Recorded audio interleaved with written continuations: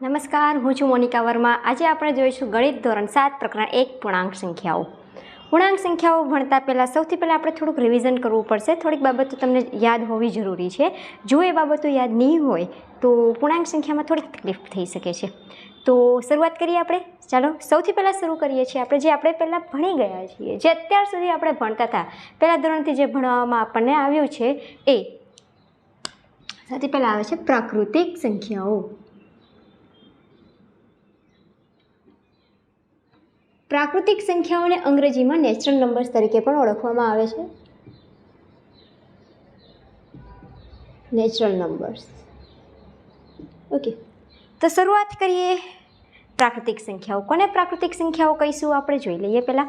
તો પ્રાકૃતિક નામ જ છે પ્રાકૃતિક સંખ્યા, એટલે પ્રકૃતિના આધારે યાદ રાખીશું તો યાદ રાખવા પૂરતું છે. આપણે પ્રાકૃતિક સંખ્યાઓ કહીશું. તો પ્રાકૃતિક સંખ્યા શરૂ થાય છે 1થી.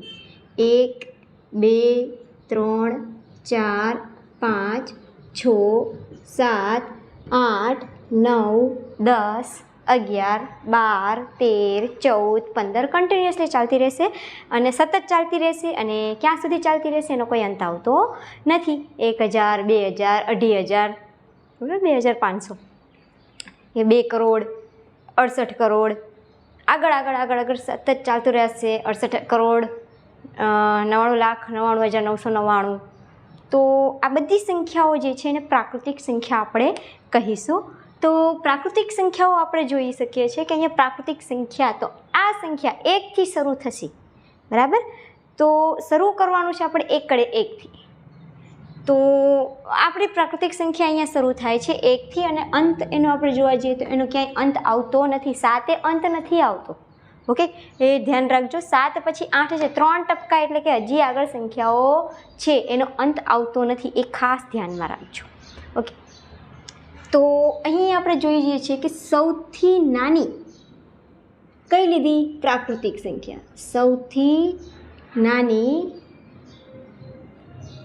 પ્રાકૃતિક સંખ્યા 1 છે. છઠ્ઠા ધોરણમાં આપણે અપૂર્ણાંક ભણતા પહેલાં પણ આ વસ્તુ આપણે ભણી ગયા છીએ. પૂર્ણ સંખ્યાઓમાં પણ આ વસ્તુ થોડું ઘણું ભણી ગયા છે. તો સૌથી મોટી પ્રાકૃતિક સંખ્યા જોઈએ તો શું કહીશું? 7, 8 છે, પાછળ 9 છે, 10 છે, 10 પછી 11 છે, પહેલાં જ આપણે વાત કરી, એનો કોઈ અંત આવતો નથી. તો 1 છે, 2 છે, 3 છે, 4 છે, 5, 6, 7, 8 કન્ટિન્યુઅસલી સતત એ ચાલતું રહે છે, એનો ક્યાંય અંત આવતો નથી. તો હું એમ કહું સૌથી મોટી સંખ્યા 10, તો 11 કહેશે હું એનાથી મોટો આવશે ને. તો આ પરથી તમે કહી શકશો કે સૌથી મોટી પ્રાકૃતિક સંખ્યા કઈ કેવી? હવે તો સૌથી મોટી પ્રાકૃતિક સંખ્યાનું અસ્તિત્વ નથી. યાદ રાખજો, સૌથી મોટી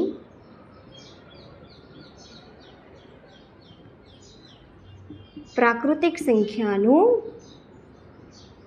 અસ્તિત્વ નથી.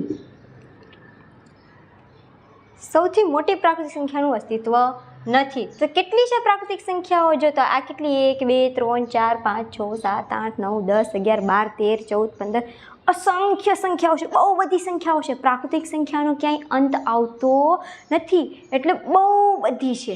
અને આ ખાસ ધ્યાન રાખજો, સૌથી મોટી પ્રાકૃતિક સંખ્યાનું અસ્તિત્વ, એનું અસ્તિત્વ આ દુનિયામાં છે નહીં. બે વસ્તુ ભેગી ના કરશો. ખાસ ધ્યાન રાખજો કે પ્રાકૃતિક સંખ્યાઓ અસંખ્ય છે.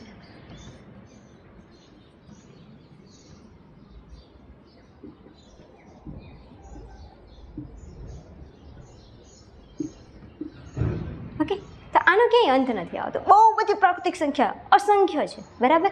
અને આ સૌથી મોટી પ્રાકૃતિક સંખ્યા આ દુનિયામાં જ નથી, એનું કોઈ અસ્તિત્વ છે નહીં. સૌથી મોટી પ્રાકૃતિક સંખ્યાનું અસ્તિત્વ નથી.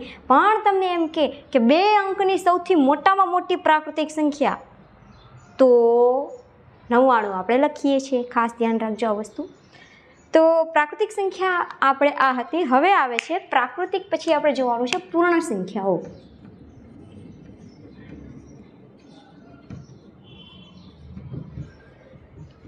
પૂર્ણ સંખ્યાઓ અંગ્રેજીમાં કહેવાય છે હોલ નંબર્સ.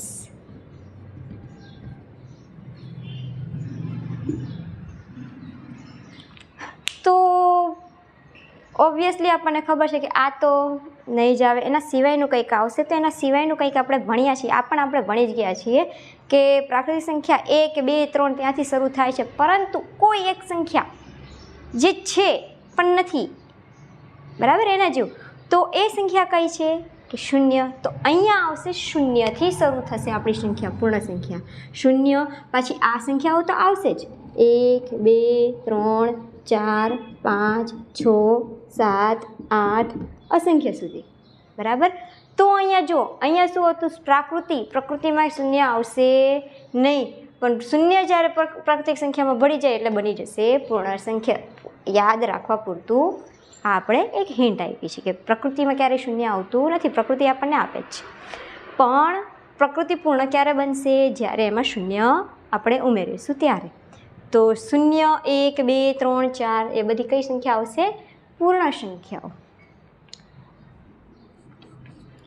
તો જોઈએ આમાં સૌથી નાની પૂર્ણ સંખ્યા કઈ છે. હવે જુઓ તો આમાં સૌથી નાની પૂર્ણ સંખ્યા કઈ, તમે જોઈને જ કહી શકશો સૌથી નાની સંખ્યા કઈ છે, 0.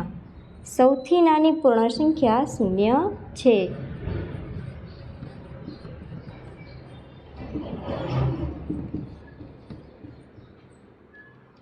તો સૌથી મોટી, આગળ આપણે ભણ્યા એવી રીતે જો આમાં સૌથી મોટી સંખ્યા 8 પછી 3% છે, એટલે હજી આગળ સંખ્યા છે એનો અંત આવતો નથી. સૌથી મોટી પૂર્ણ સંખ્યા તમે અહીંયા જોઈ શકો છો, કઈ આવશે,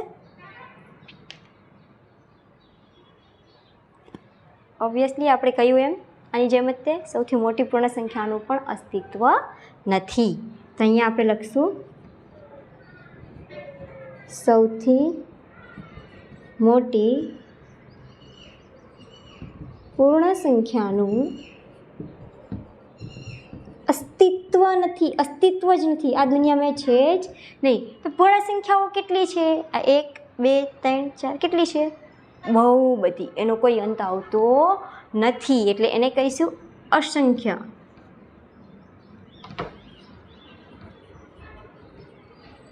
પૂર્ણ સંખ્યાઓ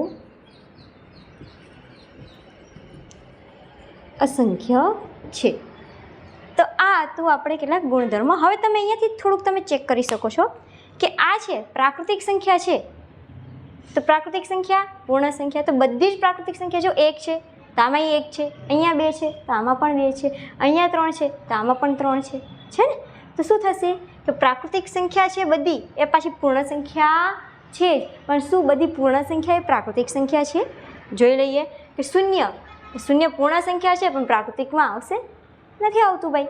તો 0 પૂર્ણ સંખ્યા ગણાશે પણ પ્રાકૃતિક સંખ્યા છે નહીં. એવી રીતે 1 છે પૂર્ણ સંખ્યા છે તો પ્રાકૃતિક સંખ્યા પણ છે. તો 0 સિવાયની બધી જ પૂર્ણ સંખ્યા એ પ્રાકૃતિક સંખ્યા છે. માત્ર એક 0 એક એવો છે જે પૂર્ણ સંખ્યા છે પણ પ્રાકૃતિક સંખ્યા નથી. એટલે બધી જ પૂર્ણ સંખ્યા છે તો એ પ્રાકૃતિક સંખ્યા છે નહીં, પણ બધી જ પ્રાકૃતિક સંખ્યા એ પાછી પૂર્ણ સંખ્યા છે. ઓકે, આટલું લખી લ્યો. એના પછી આપણે આગળ જોઈ લઈએ. તો અત્યાર સુધી આપણે સૌથી પહેલાં આપણે પ્રાકૃતિક સંખ્યા જોઈએ અને પછી જોયું પૂર્ણ સંખ્યા, જે ઓલરેડી આપણે અભ્યાસ કરી ચૂક્યા છીએ. 6ઠ્ઠા ધોરણમાં પણ આપણે પૂર્ણ સંખ્યા વિશે આપણે જોઈ ગયા છીએ, એમાં પણ પ્રાકૃતિક સંખ્યા વિશે પણ આપણે ભણ્યા હતા. તો હવે આગળ આપણે જવાનું છે જે આપણું પ્રકરણ છે, પ્રકરણ તરફ આપણે જઈએ છીએ. પ્રકરણનું નામ જે છે એ જ તે પૂર્ણાંક સંખ્યાઓ.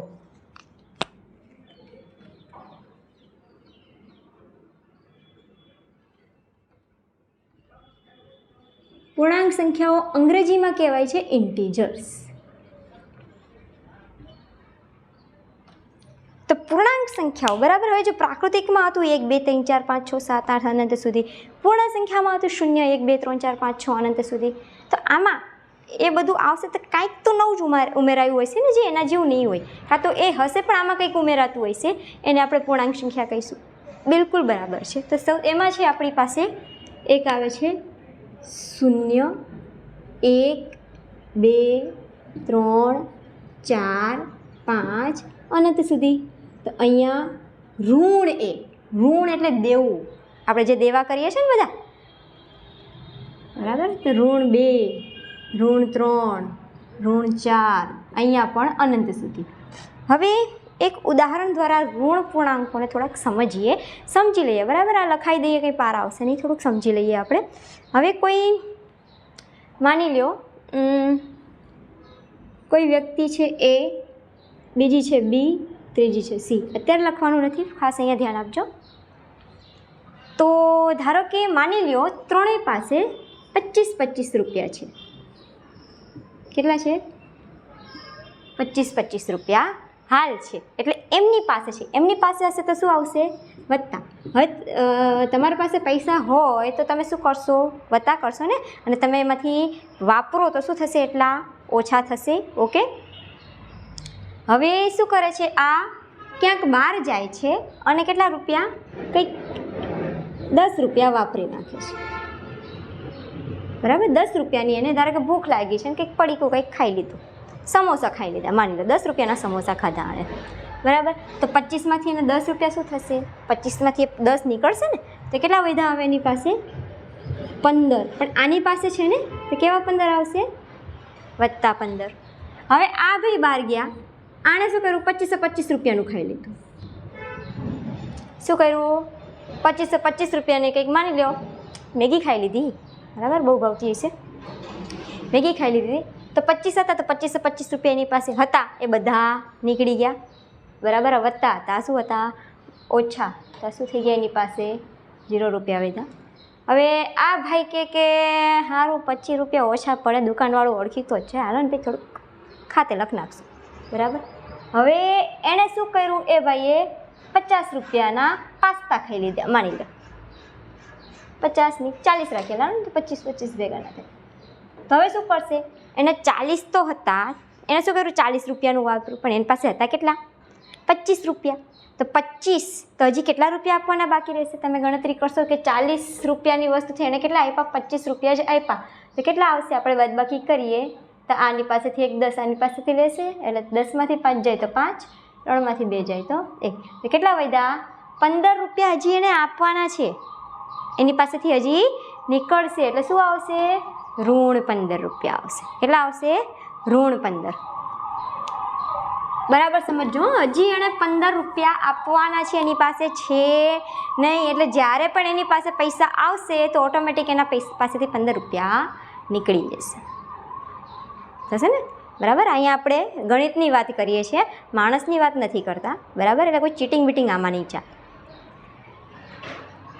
તો હવે શું કરે છે કે કદાચ ચાલો માની લઈએ હવે બધાને 30-30 રૂપિયા આપવામાં આવે છે. કેટલા આપવામાં? હવે આમાં પહેલાં ગણતરી કરી લઈએ કોની પાસે વધારે રૂપિયા છે. આ 15 છે, આ 0 છે અને આ ઋણ 15 છે. ઓકે. તો કોની પાસે વધારે છે?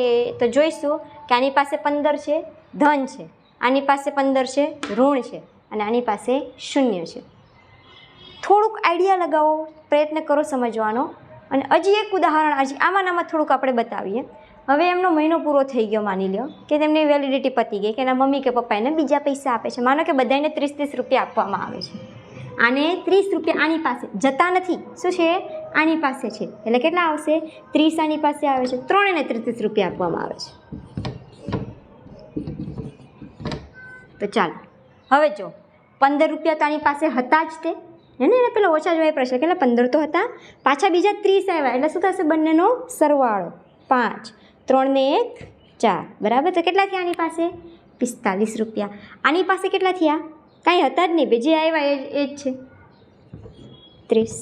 હવે આની પાસે 30 આવ્યા તો 15 તો પહેલાં દુકાનવાળાને આપવા પડશે ને, બીજી વાર ખાવા નહીં આપે.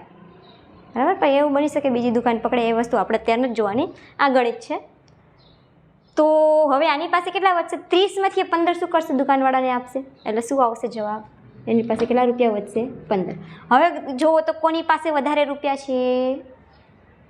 સૌથી વધારે આ, પછી આ અને પછી છેલ્લે આ. તો તમે જોઈ શકો છો કે આ સૌથી મોટા વત્તા 15 સૌથી મોટા છે. 15 કરતાં 0 નાના અને 0 કરતાં પણ ઋણ 15 એનથી પણ નાના. એટલે યાદ રાખજો ઋણ પૂર્ણાંકો હંમેશા જે ઋણ આવશે ને, ઋણ એટલે દેવું કરવાનું છે. એટલે જ્યારે એ વસ્તુ છે 0 કરતાં પણ ઓછી થશે. આપણી પાસે કશુંય નથી અને બીજી વ્યક્તિ પાસે કશું તો નથી પણ પાછું દેવાનું એટલા રૂપિયા છે, તો એ શું કરશે? દિવાળો ફૂંકાઈ ગયો હોય બરાબરનો, એટલે શું તો દેવામાં ઉતરી ગયો હોય. બરાબર? એટલે ઘણા બધા આપણે કિસ્સા સાંભળતા હોય છે કે દેવામાં ઉતરી ગયા. બરાબર. તો દેવું એ સૌથી ઓછી રકમ કહેવાય. ઓકે. અને શૂન્ય દેવા કરતાં તો મોટી કહેવાય ને, બરાબર. શૂન્ય એટલે શૂન્ય અંત ન થાવ તો શૂન્યથી પણ નીચે આવે છે. એટલે ઋણ 15 નાના, ઋણ સંખ્યા નાની થશે, ધન એ શૂન્ય એનાથી મોટી અને એનાથી પણ મોટા ધન પૂર્ણાંકો. ઓકે. તો આના ઉપરથી થોડોક આઈડિયા તમને આવ્યું હશે. હવે થોડુંક આગળ જઈએ કે હજી આ તો આપણે ધન, શૂન્ય અને ઋણ વિશે વાત કરી. ઓકે. હવે ઋણ આપ્યો છે, ધનમાં તો તમને ખબર છે 5 વધારે કે 10 વધારે ધન હોય તો. ઓકે. પણ ઋણમાં શું કરશું ચાલો સમજી લઈએ.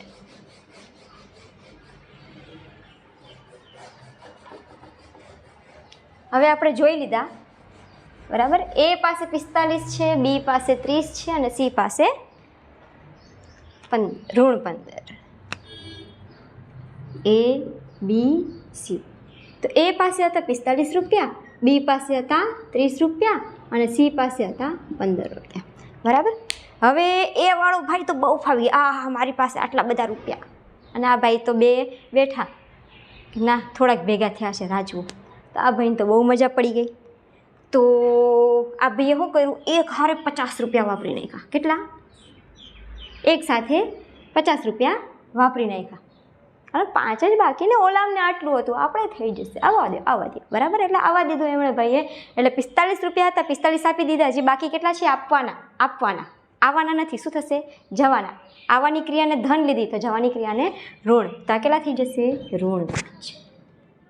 હવે આ ભાઈ કે અલા મેં તો દિવાળો ફૂંકો, મારે અત્યારે તો આવી ગયા છે, બરાબર. આ ભાઈએ પણ 50 વાપરી નાખ્યા, હું વાપરું, હાલો હું વાંધો. તો આ ભાઈએ પણ 50 વાપરી નાખ્યા, માની લો. તો એની પાસે હતા 30, આપવાના છે કેટલા? 50. તો 30 એ આપી દેશે, હજી 50 આપવાના બાકી છે ને. કેટલા બાકી રહેશે? 50માંથી 30 આપી દીધા એટલે કેટલા બાકી રહેશે? 20 બાકી રહેશે. તો આની પાસે કેટલા લીધા? ઋણ 20. આ ભાઈ કહેશે ના બાપા મેં તો બહુ ખર્ચો કર્યો, હવે નથી કરવો, ભલે પેડા મારે કાંઈ વાપરવા નથી, એટલે કશું ભાઈ કાઢતા નથી. એટલે કેટલા વધ્યા? 15 એમને. તો ચાલો હવે બોલો કોની પાસે સૌથી વધારે છે? ખબર જ છે, ધન સૌથી મોટા એટલે આ મોટા. હવે આને વધારે આપવાના છે એટલે આની પાસે રહેશે નહીં, 20 જવાના છે ને આની પાસેથી 5 જ જવાના છે. ઓકે. તો શું થશે? આ ઋણ 20, બરાબર. એટલે આની પાસે જ્યારે પણ પૈસા આવશે તો એની કિંમત કેટલી રહેશે? આની ઓછી. એટલે ઋણ 20 નાના થશે અને ઋણ 5 મોટા. આપવાના ઓછા છે ને, આપણે ઓછું આપવાનું હોય તો આપણી પાસે વધારે રહે, બરાબર.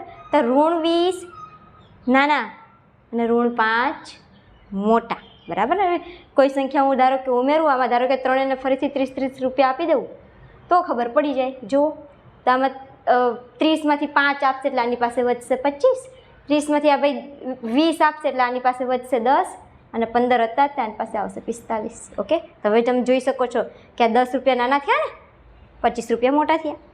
સમજાય છે? બરાબર ધ્યાન આપજો કે ઋણ 20 છે નાના થશે, ઋણ 5 છે ઋણ 20 કરતાં તો મોટા થશે, પણ પાછા 15 કરતાં તો પાછા નાના થશે. એટલે આ વસ્તુ ખાસ ધ્યાન રાખવાની છે. નાની મોટી સંખ્યામાં ખાસ ધ્યાન રાખવાનું છે. ઋણ સંખ્યા આવશે એમ શું થશે? જે સૌથી ઋણમાં જેટલી કિંમત ઓછી હશે, જેટલું આપણે ઓછું દેવું હશે એટલી એની કિંમત વધારે હશે. તો આમાં પણ આપણે લખી નાખીએ. હવે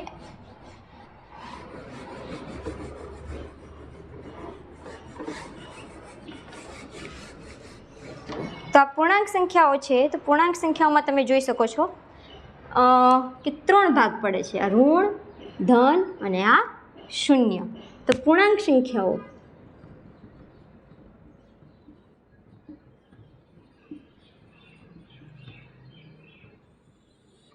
તેમાં શું આવશે? અહીંયા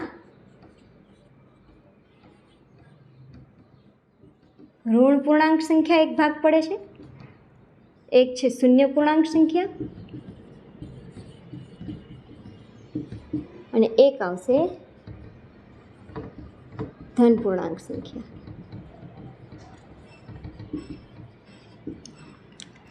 તેમાં સૌથી પહેલું આપણે જોઈએ ઋણ પૂર્ણાંક સંખ્યા કોને કહીશું?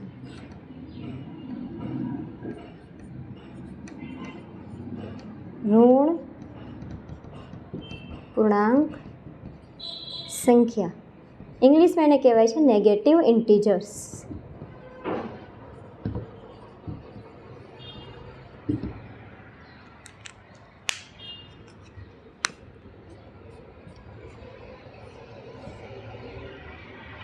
તો ઋણમાં કઈ આવશે? બધી ઋણ જ સંખ્યાઓ, ઋણ 1, ઋણ 2, ઋણ 3, ઋણ 4. હું લખીશ જ એવી રીતે. આપણે ટેવ પાડવાની છે કે આ બાજુ જાય એમ નાની, આ બાજુ જાય એમ મોટી. બરાબર? સંખ્યા રેખા આપણે ભણીએ છીએ, સંખ્યા રેખા તરફ જ આપણે ધીમે ધીમે જતા જઈશું. એટલે એ જ સિચ્યુએશનમાં હું લખું છું. તો અહીંયા લખું ઋણ 1, ઋણ 2, ઋણ 3, ઋણ 4, ઋણ 5 અનંત સુધી. ઓકે, તો હવે કયો તમે સૌથી નાની ઋણ પૂર્ણાંક કઈ સંખ્યા? બરાબર યાદ કરજો, જે મેં હમણાં શીખ્યું છે કે આમ જઈએ એટલે કેવું થશે, જેમ ઋણ પૂર્ણાંકમાં સંખ્યા મોટી થશે એમ આપણી કિંમત કેવી થાય? ઘટતી જાય. ઓકે, તો શું લખશું આપણે અહીંયા? સૌથી નાની ઋણ પૂર્ણાંક સંખ્યા તો કે આપણે જોઈશું ઋણ 1 મોટા, ઋણ 2 નાના, ઋણ 3 નાના, નાના નાના નાના, હજી આગળ જઈશું તો હજી નાના નાના થતા જશે. તો કે સૌથી નાની ઋણ પૂર્ણાંક સંખ્યાનું અસ્તિત્વ નથી.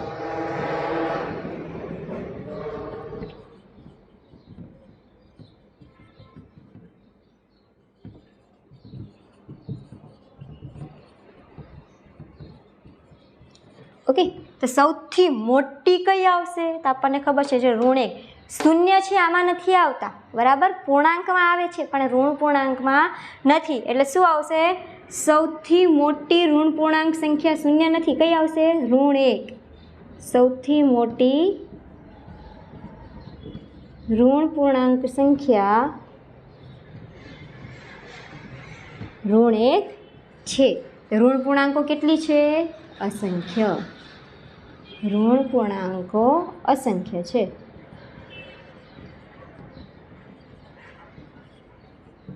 બરાબર? આ ઋણ પૂર્ણાંક સંખ્યા. બરાબર? અહીંયા સુધી તમે જોયું. બરાબર સમજીને એવું લાગે તો જરાક બેક જઈને પોઝ કરીને પાછો વિડીયો ચેક કરજો અને પછી બરાબર સમજીને આ લખજો. ઓકે, ઋણ પૂર્ણાંકમાં શું છે? જે આપણે છે એના કરતાં આખું ઊંધું જ થઈ જાય. ઋણ કે છે આ કીધું છે એમ નહીં કરવાનું, ઊંધું કરવાનું. બરાબર? હવે આટલું લખી લો. એના પછી આપણે ધન પૂર્ણાંક અને શૂન્ય પૂર્ણાંક વિશે આપણે જોઈ લઈએ. હવે જોઈએ આપણે શૂન્ય પૂર્ણાંક.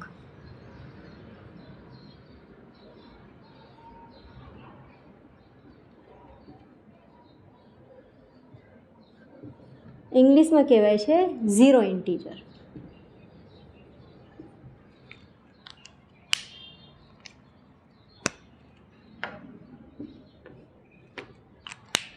તો શૂન્ય પૂર્ણાંક સંખ્યા તો આપણે જોયું. શૂન્ય પૂર્ણાંકમાં શું આવે? માત્ર એક શૂન્ય. ઓકે, હવે શૂન્ય એક જ. હવે તમને એમ કહું આ લીટી, ચાલો આ લીટી નાની કે મોટી? બોલો જવાબ. શું કહેશો આનો? કોઈ જવાબ આવશે? બરાબર? પહેલાં તો એમ જ કહેશો ને કોની સાથે સરખામણી કરવાની? બીજી લીટી તો દોરો. કોનાથી નાની ને કોનાથી મોટી? બરાબર? હું બાજુમાં એક બીજી લીટી દોરું તો તમે કહી શકશો કે આ નાની છે ને આ મોટી છે. બરાબર? કે અહીંયા કંઈક દોરું તો આ મોટી છે ને આ નાની છે. બરાબર? હું દોરતી જ નથી એ તો પછી કઈ રીતે કહી શકશો કે કઈ નાની ને કઈ મોટી? થાય ને પ્રશ્ન. એ જ રીતે છે શૂન્ય છે, શૂન્ય એકલો જ છે. શૂન્યની કોઈ સાથે સરખામણી કરવામાં આવતી નથી. બરાબર? સરખામણી કરશું તો ખબર પડશે ને કે નાની કે મોટી. શૂન્ય એકલો જ છે. બરાબર? તો એમાં કોઈ નાની કે મોટી સંખ્યા છે નહીં. બીજી હોય તો હું સરખામણી કરું ને કે આ નાની છે કે આ મોટી છે. ઓકે, તો શું થશે? શૂન્ય પૂર્ણાંકમાં માત્ર એક જ સંખ્યા છે.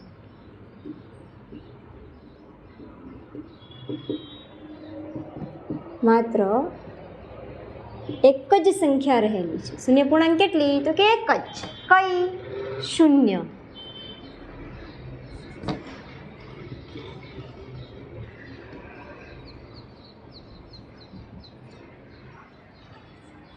અને તે શૂન્ય છે. શૂન્ય પૂર્ણાંક કેટલા છે? તો એક જ. શૂન્ય પૂર્ણાંક કયો છે? તો શૂન્ય.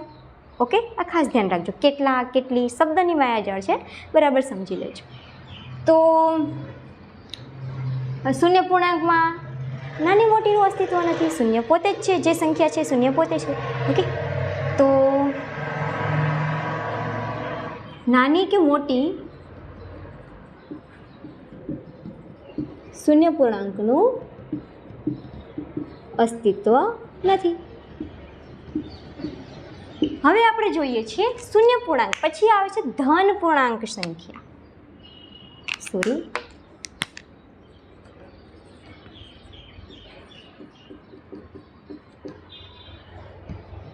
ખબર પડી જ ગઈ હશે ઇંગ્લિશમાં શું કહેવાય છે. ધન એટલે પોઝિટિવ અને પૂર્ણાંક સંખ્યા એટલે ઇન્ટીજર્સ.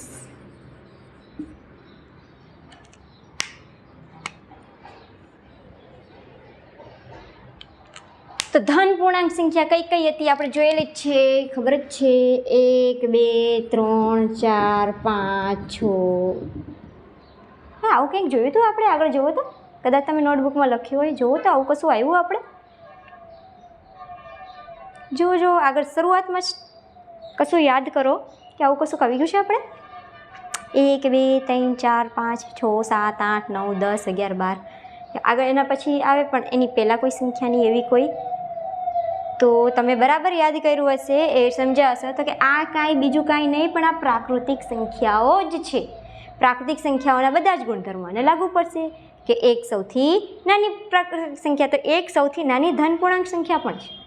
બરાબર, સૌથી મોટી પ્રાકૃતિક સંખ્યાનું અસ્તિત્વ નથી તો સૌથી મોટી ધન પૂર્ણાંક સંખ્યાનું પણ અસ્તિત્વ નથી. સેમ ટુ સેમ એ જ ગુણધર્મો આમાં લાગુ પડશે. તો ધન પૂર્ણાંક સંખ્યાઓ એ પ્રાકૃતિક સંખ્યા છે.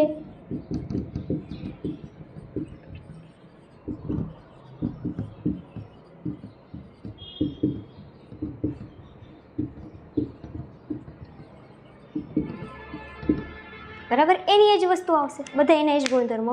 હવે આ બધાને ભેગા કરીએ, ધન પૂર્ણાંક, ઋણ પૂર્ણાંક ને શૂન્ય પૂર્ણાંક, એટલે આપણી બનશે પૂર્ણાંક સંખ્યાઓ. તો પૂર્ણાંક સંખ્યા તો આપણે બાકી છે, હજી છે ને પૂર્ણાંક સંખ્યા. આગળ આપણે લખેલું છે એના તરફ ફરી આપણે પાછળ જઈએ, આગળ જઈએ હજી.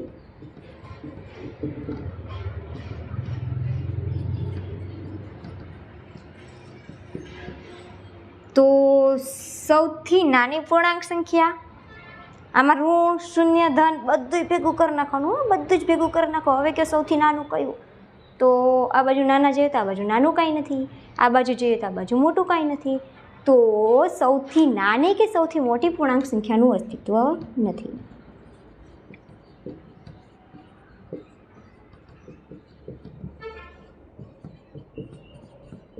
પૂર્ણાંક, ધન કે ઋણ પૂર્ણાંક નથી, પૂર્ણાંક એટલે બધા ભેગા કરી દીધા.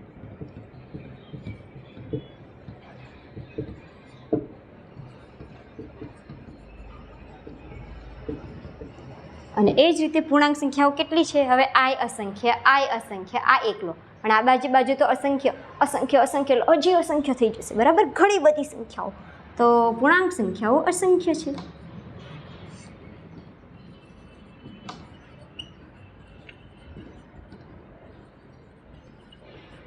ચાલો આટલું લખી નાખો. વિડીયો થોડોક લાંબો થઈ ગયો છે, તો અહીંયા સુધી આજે આપણે રાખીએ છીએ. આના પછી આપણે બધાનું કમ્બાઈન કરીને કેટલાક બધી સંખ્યાઓને સમજીશું સરખી રીતે. બરાબર, ઓલરેડી બધું મોસ્ટલી બધું આપણે આવી ગયું છે, કવર કરી લીધું છે, પણ થોડુંક બધાની સરખામણી કરીને આપણે સમજશું અને પછી એના કેટલાક ગુણધર્મો આપણે જોવાના છે. ભણવું છે ને? તો મળીએ નેક્સ્ટ ટાઈમ. Thank you. ચાલો આટલું લખી નાખો પહેલાં.